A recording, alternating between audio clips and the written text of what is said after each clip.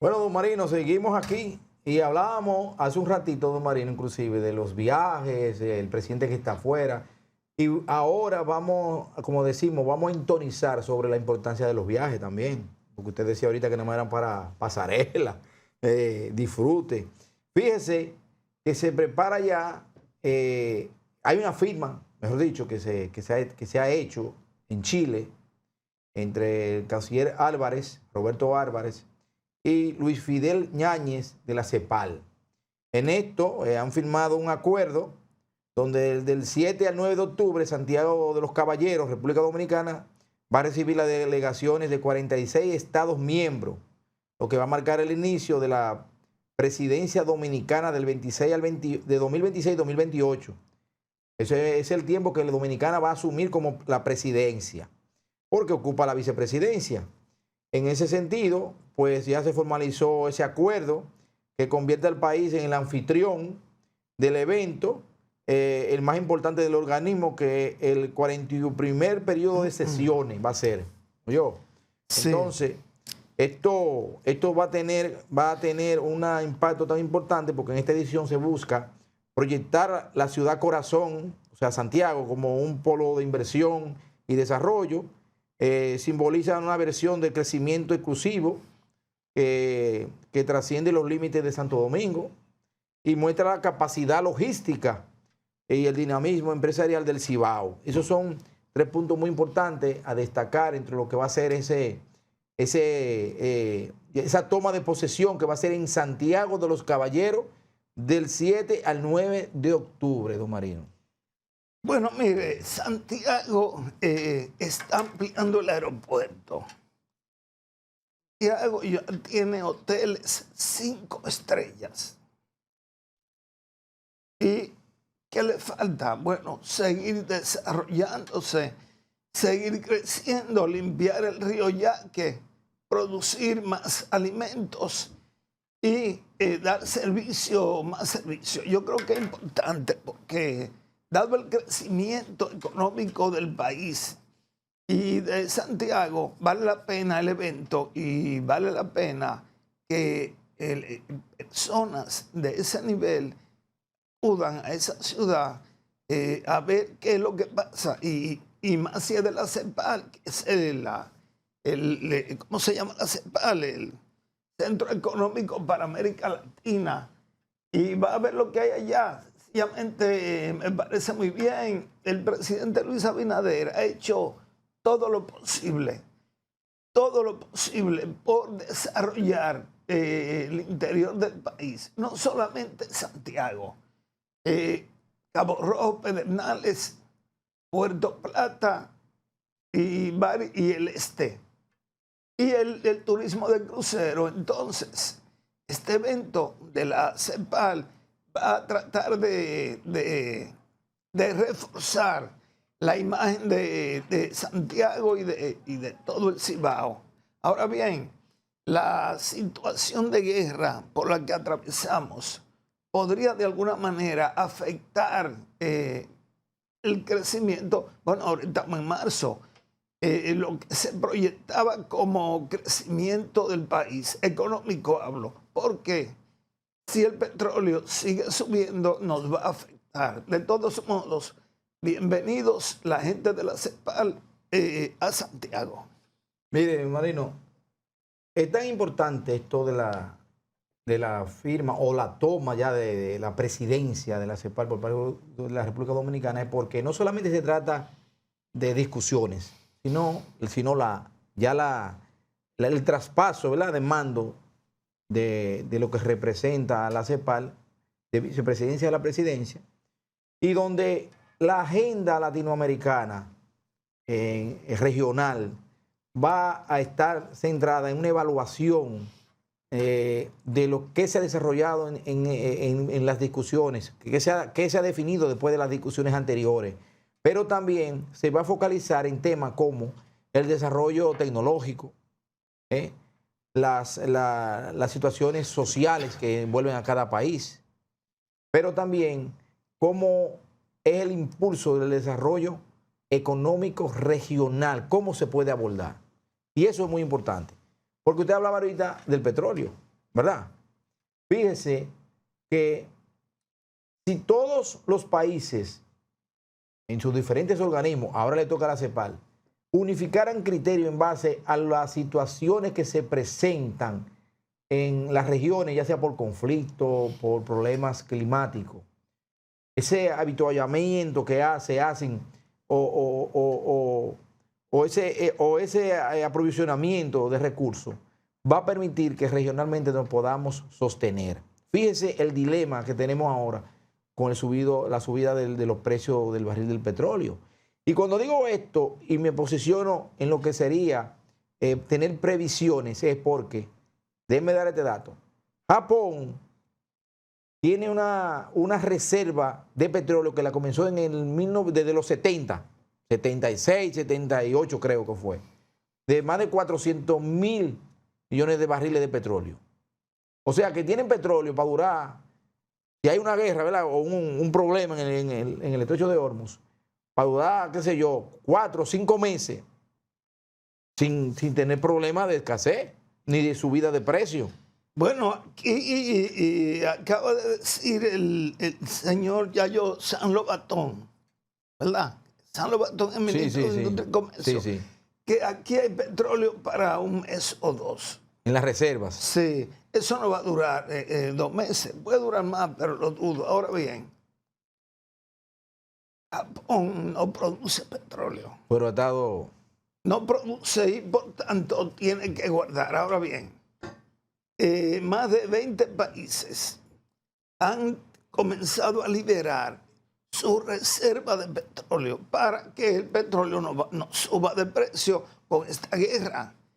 Uno de los puntos más culminantes de esta guerra es precisamente evitar que Irán siga utilizando su poderío económico y militar para chantajear con el estrecho de Hormuz. Que en algún momento el estrecho de Hormuz va a tener que ser no desviado, pero entre Emiratos Árabes y Dubái, y también hay otro país de eso, que Qatar. Van a tener que hacer un canal entre esos países para obviar el estrecho de Hormuz. Por eso, Domingo, la guerra es un problema, pero la guerra era necesaria porque de alguna manera hay que eliminar de que Irán, y mira, Irán estaba preparado para pelear, o sea, tiene 13 días peleando y le han mandado miles y miles de armas, de cohetes y eso, y no han podido todavía eliminar la reserva de misiles de Irán. O sea, que si a Irán se le daba más tiempo y hacía una bomba nuclear, nadie iba a poder con Irán. ¿Sabe lo que nadie? Y de la guerra de ahora, que Estados Unidos y Israel le están poniendo los muertos, se van a beneficiar China, Rusia y todo el mundo. Todo el mundo. Sin embargo, esa gente no ha puesto un solo centavo en el gasto de la guerra. Bueno, bueno, Marino, siguiendo el hilo de la reserva del petróleo, ¿por qué yo hice mención básicamente de Japón? Porque Japón no produce, como usted dijo, no es un país petrolero. Pero desde la época que le mencioné, que ha estado almacenando, porque prácticamente ellos se vieron una vez en una situación similar, ¿verdad? Sí. El consumo aproximado de Japón es de 3.2 a 3.5 millones de barriles por día. Diario. Por día. Imagínense que ellos puedan durar ahora, como ellos estipulan, que puede ser entre 4 a 6 meses, sin necesidad. Desde 1979, me parece que es la fecha exacta, ellos están almacenando petróleo. Es una visión a futuro para los conflictos. Y en este caso, cuando digo eso, porque hemos hablado de la CEPAL, de los organismos regionales, pero qué bueno sería que estos organismos vieran las debilidades, como en el caso de lo que es los combustibles, un aprovisionamiento, por ejemplo, regional, o una política que sea definida para que haya unas reservas por cada país para evitar esas situaciones. A eso es que aspiro, que es como que se vea en el espejo de Japón. Y con respecto a lo que usted hablaba de Irán, lo doloroso de eso, don Marino, desde el punto de vista humano, porque para lo económico es bueno, pero lo humano es que siendo un país tan rico, Irán, tan rico en materia de producción de petróleo y por ende de recursos económicos, tenga una amplia población pobre, una amplia población pobre, bueno, y se gaste tanto dinero en producción de misiles. Señores, sí, hay que ver, no sé si han visto ustedes los videos de marinos internacionales, son kilómetros y kilómetros y kilómetros de bases lanzamisiles de subterráneas, que eso no cuesta 2 pesos y 2 centavos, más lo que es ya el arsenal como tal. Sin embargo, hay problemas educativos, hay problemas en la infraestructura de salud, hay problemas en lo que es básicamente la comida cotidiana también en muchos sectores de Irán. Bueno, vamos a ver cómo termina, pero ojalá que no sea ya el petróleo que compra República Dominicana está a $35 el barril. La guerra, Estados Unidos está gastando $850 millones diarios en la guerra, diarios, y ya van 13 días. Todavía que vivimos bien, ¿verdad? Hemos tenido crisis de suministro de gasolina y para mí eso no sería nada. Para mí sería más preocupante que tengamos en algún momento crisis en abastecimiento de alimentos. O sea, que el gobierno, que ya pasó, como te he dicho antes, por el COVID, por la guerra de Ucrania y ahora por la guerra de Irán, que sepa aprovisionarse y que si la guerra se prolonga, porque no solamente es el petróleo, si la guerra se prolonga, la producción de alimentos baja y el que tiene más dinero se queda con todo.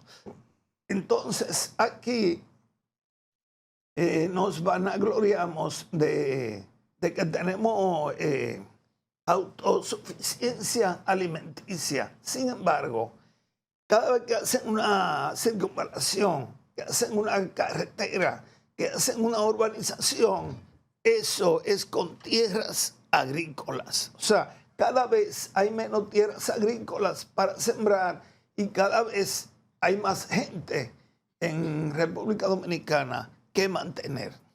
Y también súmele a eso más importaciones y menos incentivo al productor. Esos son 2 factores. Sí, no, y los dólares, porque los dólares del turismo no llegan aquí. No llegan. O sea, el que vende un paquete turístico, que son grandes cadenas, el dinero se queda donde lo compran. ¿Qué hay aquí? Empleos. Los turistas que compran por ahí una manzana, se van con una morena, ¿verdad? Y gastan algunos $100. Pero el turismo de aquí es una utopía, es crear empleos, empleo. Pero cuando se arma un lío de que cerró un hotel, ¿dónde están los empleos? ¿Dónde está la ganancia? Ahí. Bueno, por lo general dicen que la creación de empleo en la parte turística es unos empleos de 2 niveles. Uno de calidad por su razón de que manejan, son bilingües y dicen que son bien pagos, pero me he topado con la cruz de realidad de que muchos de ellos, independientemente, utilizan el mismo método de la zona franca. O sea, muchos empleados le pagamos menos porque no están preparados, pero para que sean servidumbre. Entonces, mucha gente y poca calidad. Sí, pero además el inglés, el dominicano en los hoteles, el inglés como el que le dicen bueno, de muelle. Hombre. Pero lo entienden, Marino, vamos a la pausa.